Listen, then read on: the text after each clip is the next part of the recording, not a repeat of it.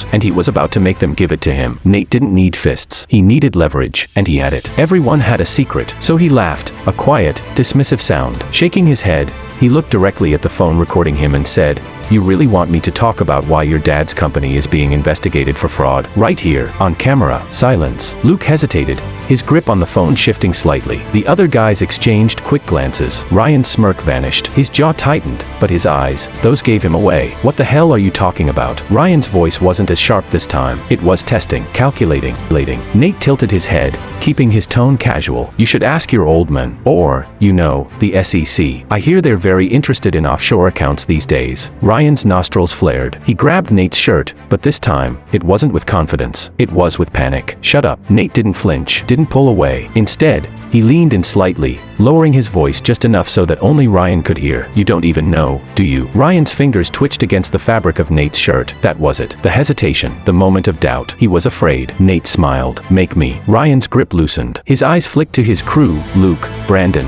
Tyler. They were watching, waiting. If Ryan looked weak now, he wouldn't just lose to Nate, he'd lose them, and he knew it. Slowly, his fingers uncurled from Nate's shirt, but the damage was already done. Luke stepped back first, clearing his throat. Brandon followed, shifting uncomfortably. Tyler glanced between them, then at Ryan, waiting for him to fix the situation. Ryan shoved Nate away, his jaw clenched. "This isn't over." Nate adjusted his shirt like he had all the time in the world. "Oh, it is." He met Ryan's gaze, steady and unshaken. "You just don't know it yet." Ryan stormed off, his guys trailing behind him. But Nate saw it. The way they hesitated, the way they didn't walk as close to Ryan as before. They weren't sure anymore. And that was the first crack in Ryan's empire. He wasn't the prey anymore. He was the predator. And this was only the beginning. The shift in power wasn't immediate. It never was. It started with whispers, stolen glances, conversations that stopped the moment Nate walked by. Ryan Carter wasn't the king anymore. And that made people nervous. Nate had broken him without throwing a single punch. And the school had noticed. At first, nothing changed. Ryan still walked the halls like he owned them. His guys still flanked him, still laughed a little too loud,